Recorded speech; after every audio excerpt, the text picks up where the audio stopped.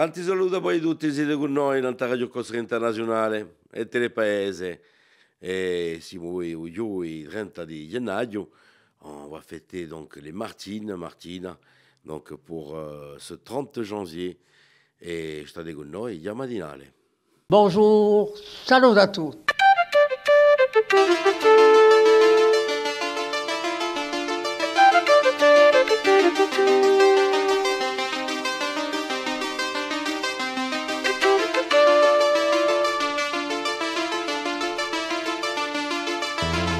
All'ascolto di Radio Corsica Internazionale, prima Radio Corsa.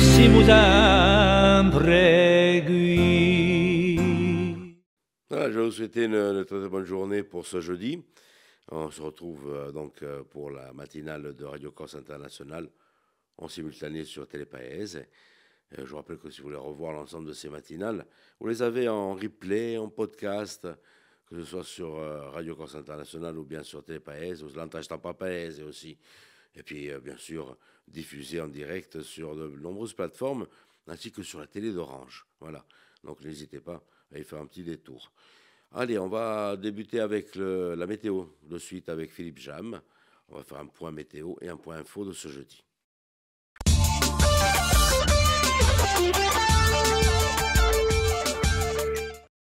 Bonjour Auguste, bonjour à toutes et bonjour à tous. Le ciel sera le plus souvent très nuageux aujourd'hui avec même quelques précipitations dans l'après-midi dans l'intérieur de l'île, le Cortenay, les Deux-Sèvres ou encore l'Alta Rocca. La limite plus neige se situera au-dessus de 1550 mètres. Le vent de sud-est sera parfois modéré le long de la côte orientale. Quant aux températures maximales, elles seront sans grand changement, 12 à 15 degrés près du littoral et de 3 à 11 degrés dans l'intérieur.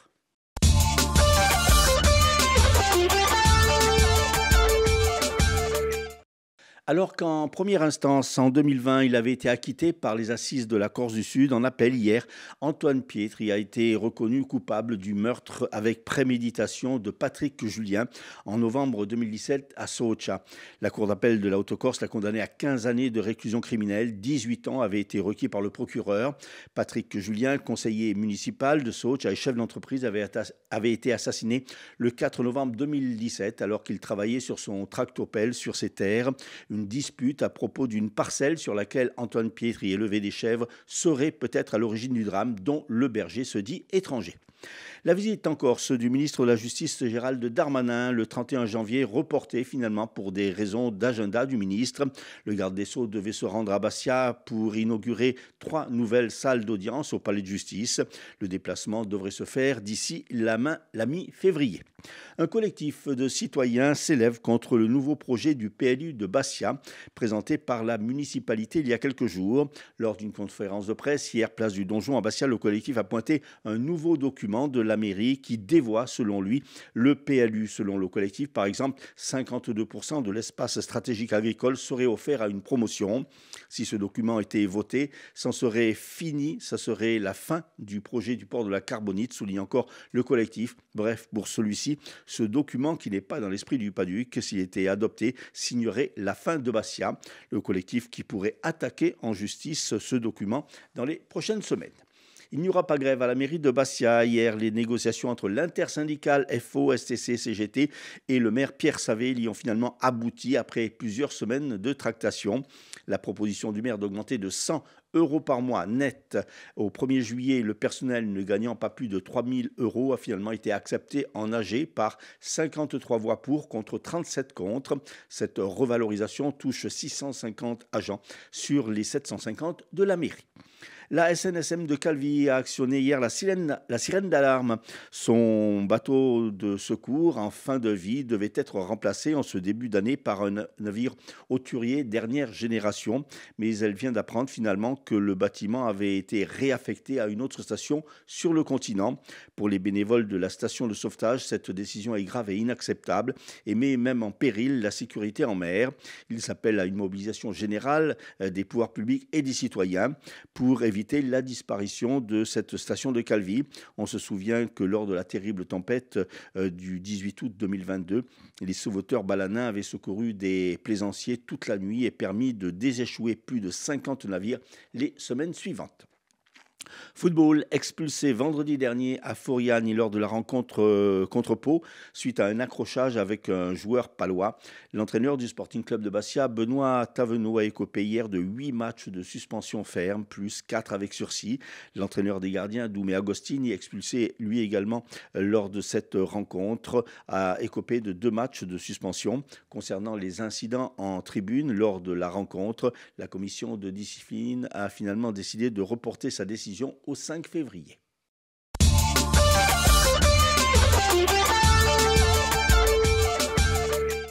Merci Philippe. Merci Philippe, on retrouve un peu plus tard pour l'invité du jour. On va parler aujourd'hui jazz. Et on poursuit avec le turf, avec les pronostics épiques. Et c'est Rémi qui vient nous rejoindre. Et au galop. Les pronostics épiques de Rémi sur Radio Corse International. Bonjour à tous, ce jeudi dans les bons coups du jour, nous serons sur l'hippodrome de Vincennes. On va démarrer avec le quintet, je vais retenir le numéro 10, Ilaya, qui ne devrait pas sortir des 3 premiers. Passons à la seconde course où le 6, l'excellent Dumès, devrait l'emporter, tout comme dans la 4e, le numéro 5, Maestro du Voyage. Bon jeu à tous. En vous rappelant que pour les réunions hippiques en Corse, première réunion, ce sera donc le 9 mars et du côté d'Ajaccio, pour la reprise de la saison. L'horoscope du jour, c'est Paxi qui est avec nous comme tous les jours.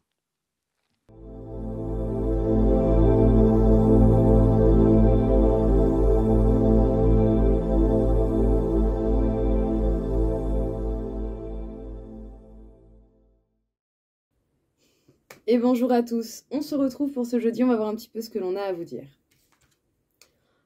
Les béliers, aujourd'hui, certains événements pourraient vous mettre le moral à zéro. N'hésitez pas à prendre du temps pour vous, à faire ce qu'il faut pour vous donner un petit peu de peps si vous en ressentez le besoin. Les taureaux, vous allez avoir envie de papoter, de discuter, pourquoi pas échanger un café avec des amis. Et peut-être que pour le coup, on va s'échanger des news un petit peu croustillantes.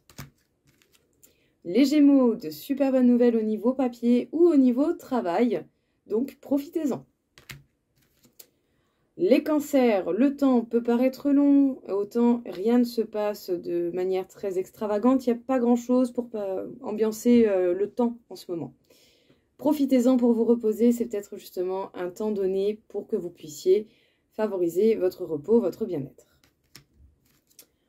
Les lions, de la nouveauté, full nouveauté, que ce soit dans votre quotidien, dans certains projets, dans des objectifs ou dans des habitudes, vous allez avoir envie de nouveau.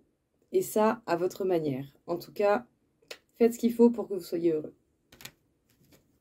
Les vierges, votre côté pragmatique, votre organisation vont vous rapporter de très bons résultats au niveau professionnel. Les balances, vous serez très méfiant avec certaines personnes qui vous entourent dans votre quotidien.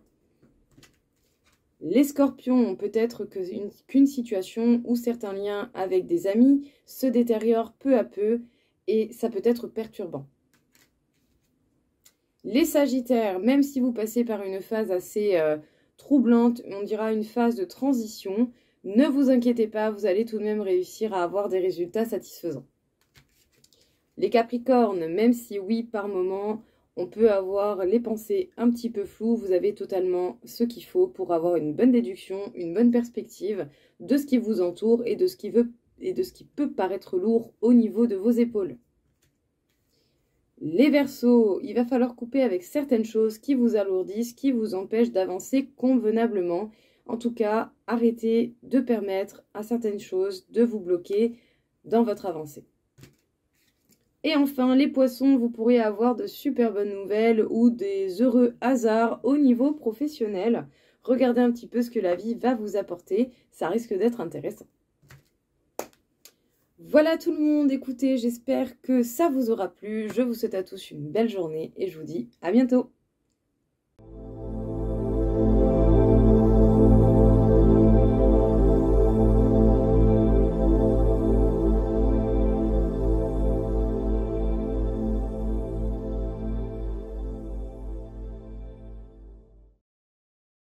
L'invité du jour, Michel Maestracci, Jacques Equinox, qui va nous parler tout d'abord de ce qui va se passer avec le festival de jazz Equinox, et puis aussi du spectacle qui aura lieu donc le 31 du côté de Sparti Musica.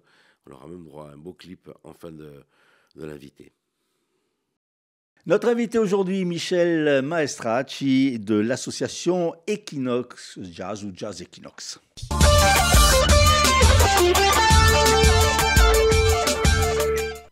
Michel, bonjour. Alors, Bonjour, un rappel un petit peu de ce qu'est cette association Jazz Equinox. Eh bien, Jazz Equinox fête ses 25 ans cette année, Ah mine oui. de rien. Avec le temps passe. Et donc, nous allons essayer de faire quelque chose un peu sympathique, nous aussi. Oui, on en avait débuté en 2000, c'était au théâtre de Fouriane. Et entre-temps, nous sommes passés par le théâtre de Bastia, le théâtre d'Herbalongue, et maintenant, nous sommes pour le festival estival dans la cour du musée de Bastia. Alors, c'est le rendez-vous des amateurs, des fans de jazz, de tous les jazz. Oui, nous, on promeut tous les jazz, que ce soit le jazz classique, dit straight ahead. On propose aussi même du free jazz, mais ça, c'est dur. Et puis du jazz soul qui fait bouger les corps. Alors, ce qu'il faut noter, c'est que vous arrivez à faire venir des jazzmen ou des jazzwomen, surtout des jazzwomen, Oui. de talent et très réputés. Ça ne doit pas être évident de faire venir ce genre de personnes, d'artistes. Ah ben, oui, ça ne doit pas être évident, mais on y arrive. Vous donc, y arrivez, oui. Il doit y avoir quelque chose. Ça prouve que votre association, elle est réputée. Et... Oui, elle est réputée. Ben, c'est-à-dire que j'ai quand même collaboré au magazine Jazzot et ça m'a ouvert pas mal de portes. Donc ça, c'est un point. Puis ensuite, on est sympa. Donc les musiciens apprécient. Et Michel Sardabi, qui était le parrain décédé l'an dernier, nous disait toujours, mais Michel, vous accueillez trop bien les artistes. Il ne faut pas trop en faire. On n'a pas écouté, malheureusement. Alors, c'est des concerts quand même un peu intimistes. C'est-à-dire qu'il n'y a pas la grande foule. C'est des concerts, entre guillemets, en petit comité. Oui, c'est des concerts en petit comité, c'est-à-dire que le maximum qu'on ait fait, c'était Mélodie Gardot en 2013 avec il y avait 800 personnes. Ah oui. Sinon, la moyenne était de 400 lorsque nous étions au théâtre de Bastia, et là, on tourne à 200, 300. Alors, ce 31 janvier, il y a un rendez-vous important à Sparti Musica, donc rue des Zéphyrs à Bastia, avec une invitée Douciaré, espagnole, pianiste de jazz espagnol que nous avions découvert il y a 2 ans au Festival de San Sébastien. Nous avons pris contact avec elle et le contact s'est bien passé puisqu'elle était à l'affiche cet été dans la cour du musée en trio. Là, elle viendra en solo, piano solo, pour des raisons purement budgétaires et logistiques. Et franchement, c'est l'une des plus grandes pianistes de jazz actuelles en Espagne. Elle vient de faire une tournée en Amérique du Sud, elle tourne pas mal en Espagne, elle a fait tous les grands festivals de jazz espagnol. Donc on essaie un petit peu de la promouvoir en Corse, c'est fait, et surtout sur le continent. Elle mélange un peu tous les styles. Oui, donc elle a une formation de jazz, mais elle a aussi une formation de pianiste cubaine. C'est-à-dire que les Cubains sont excellents techniquement sur le piano. Et ensuite de ça, elle ajoute des éléments de flamenco. Donc ça lui donne une couleur assez particulière qui mérite le détour. C'est la première fois qu'elle vient sur notre île ? Non, elle est venue cet été. Philippe. Elle est venue cet été. Excusez-moi, je me suis mal exprimé. C'est moi qui est pas bien entendu. Donc jazz, flamenco, musique latine, Oui. ça va swinguer. Oui, ça va swinguer. Puis elle est très moderne aussi. Elle joue avec un petit clavier portable. Non, franchement. Et puis c'est une artiste adorable, très à l'écoute des autres. Vraiment, ça vaut le détour. Et puis dans quelques semaines, une autre invitée. Une autre invitée, elle aussi, découverte. Vous voyez, comme quoi on cherche un petit peu. À Londres, c'est une chanteuse qui fait un peu du jazz, un peu avec cette pop des années 60, style Françoise Hardy, Jane Birkin, et qu'elle revendique, mais aussi les chanteurs anglais de cette époque, Petula Clark. Et franchement, ça va être une super découverte. Irina Mancini, c'est ça ? Irina Mancini. Irina Mancini. Oui, en français, on dit le I, mais eux, ils disent le I. Donc c'est un peu tout style aussi. Tout style, oui, c'est à écouter. Vous portez surtout vers des chanteuses, quand même. Mélodie Gardot, Lucie, il y a Irina, il y a eu aussi la slave. Anna Popovic. Anna Popovic. Oui. Vous préférez ce... Non, parce que je suis très proche de Mark Whitfield, je suis très proche de Monty Alexander, je suis très proche de Jackie Terrasson, donc non... C'est-à-dire que c'est vous qui avez remarqué que c'était de jolies femmes. C'est l'occasion qui fait le larron. Alors, et puis il va y avoir ce festival cet été, alors. Et oui, il va y déjà avoir quelques noms à... Oui, bien sûr, on a quelques noms. Alors, encore des femmes, vous allez me dire. Donc, effectivement, on va avoir deux temps. Un temps au musée de Bastia avec Karine Glocturam. qui est donc une chanteuse de jazz, avec qui a d'autres activités médiatiques, je dirais. Avec Awake, un groupe de blues donc, qui va fêter ses 30 ans de scène avec nous. Et nous aurons des premières parties avec Louis Garcia, qui est un bastier qui... Oui, Louis, on le connaît bien, Louis. Il est venu plusieurs fois. Évolue au Canada, donc qui est il étudie Canada, au Canada. Et nous aurons un groupe d'Ajaccio, Pimenov, le trio, donc c'est le papa avec ses enfants, qui font aussi de la très bonne musique. Et on fera bien sûr notre soirée intimiste au Castelbrando avec notre amie l'anglaise, Irene Mancini. Ah bah, les dates à peu près, vous les avez déjà? Oui, 19 juillet pour le Castelbrando, 25-26 juillet pour Bastia. Vous constatez qu'il y a un public qui s'agrandit au fil des années en jazz? Ça grandit. Ou c'est toujours le même noyau? On a un noyau dur, franchement, que l'on a fortifié à travers des concerts au Castelbrando. Et ensuite, on a quand même des individus qui tournent, oui. On dira qu'on a un public fidèle d'une 150-200 personnes. À côté de ça, en plein été, on peut y adjoindre les touristes. Les touristes, ouais.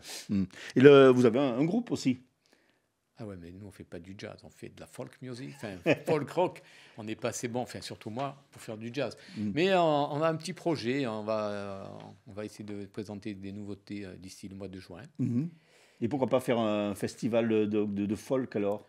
C'est plus compliqué. C'est-à-dire je pense qu'il faudrait qu'on commence maintenant à fusionner un petit peu, à mutualiser les genres, les concerts. Parce que il y a 25 ans, il y avait peu de festivals, il y avait les musicales, Patrimoine, bien sûr, Porto Latine, nous sommes nés quasiment en même temps. Et depuis, il y avait le festival de jazz de Calvi, depuis, c'est quand même différent. La scène musicale a changé. Donc, je ne sais pas. Donc rendez-vous ce 31 janvier, donc à 20h30 à Sparti Musica, donc sur le quai des Martyrs, la rue des Zéphyrs, avec, je vous laisse prononcer son nom. Lucia Re Castillo. Et Raina, c'est Irene Mancini. Irene Mancini. Voilà. Donc on peut prendre les places sur le site de la mairie de Bastia, puisque nous sommes en partenariat avec la mairie et Sparti Musica. Merci beaucoup Michel. Je vous en prie Philippe, à la prochaine. À la prochaine.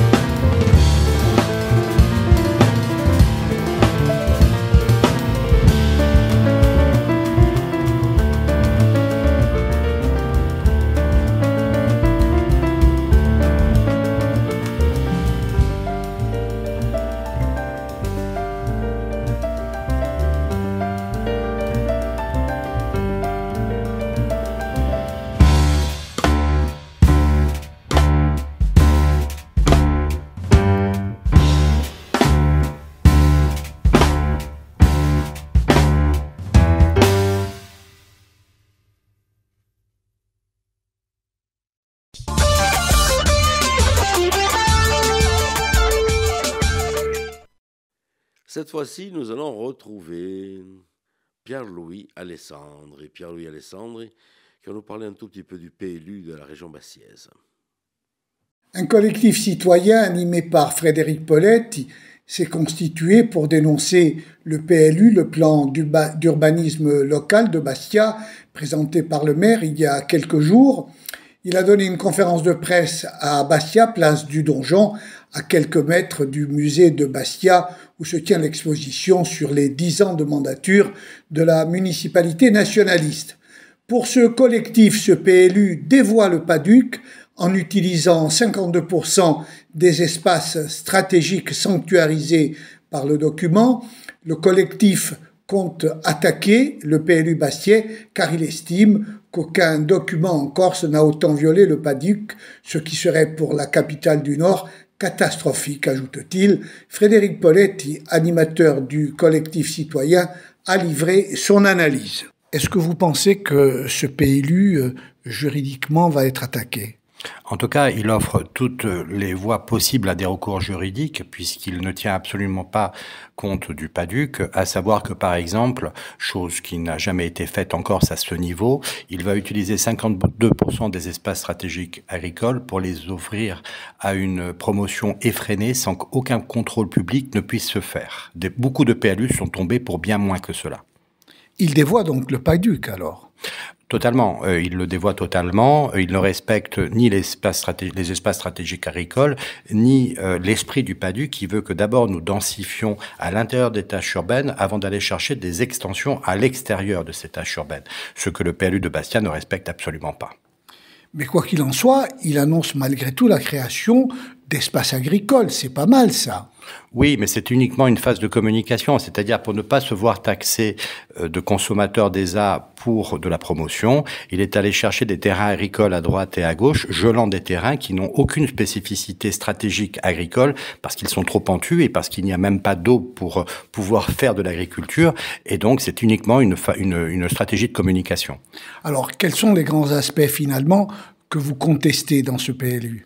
Eh bien, déjà, si on devait en retenir qu'un, ce sont les équipements stratégiques. C'est-à-dire que, au lieu de pouvoir garder un contrôle sur le développement de l'urbanisation et permettre les équipements stratégiques, eh bien, en fait, ils laissent faire les promoteurs comme bon leur semblera.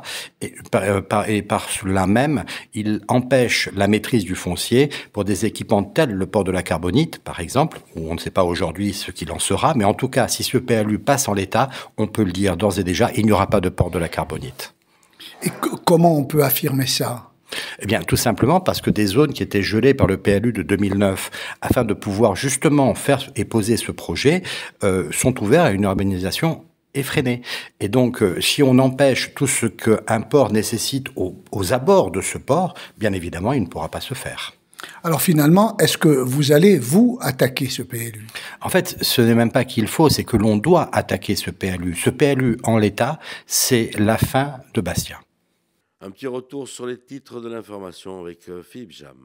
Acquitté par les assises de la Corse du Sud, en appel hier, Antoine Pietri a finalement été reconnu coupable du meurtre avec préméditation de Patrick Julien en novembre 2017 à Socha. La Cour d'appel de la Haute-Corse l'a condamné à 15 années de réclusion criminelle. Un collectif citoyen s'élève contre le nouveau projet du PLU de Bastia. Le collectif a pointé un nouveau document de la mairie qui dévoie, selon lui, les PLU. Il n'y aura pas de grève à la mairie de Bastia aujourd'hui. Hier, les négociations entre l'intersyndicale FO, STC, CGT a finalement abouti. Le maire a fait des propositions qui ont été votées en assemblée générale. Football expulsé vendredi dernier à Fouriani lors de la rencontre face à Pau suite à un accrochage avec un joueur palois. L'entraîneur du Sporting Club de Bastia, Benoît Tavenot, a écopé de 8 matchs de suspension ferme. Météo, beaucoup de nuages et quelques gouttes en ce jeudi. J'espère que vous avez passé un agréable moment en compagnie de Radio Corse International, de l'ensemble de nos chroniqueurs. On vous donne rendez-vous demain, même heure, même antenne. Tenete forte, a domani. Bonjour, salut à tous.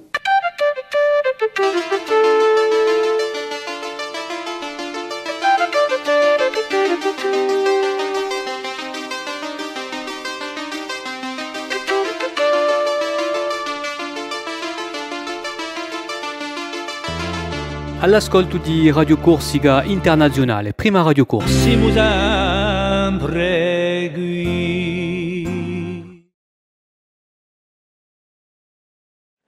Avant, j'étais gros. 212 kilos. Quand tu fais 212 kilos et que tu vas aux toilettes, tu chies des téquelles. Hein.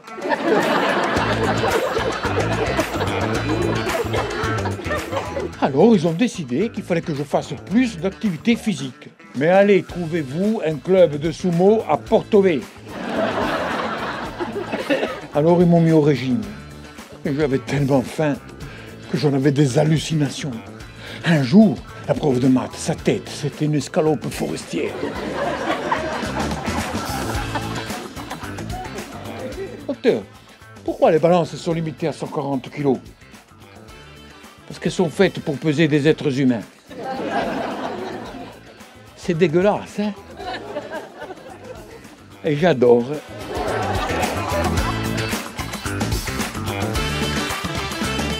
Maman, ça y est, je sais ce que je veux faire. Je veux être comédien. Comédien, hein? Et comment tu vas manger?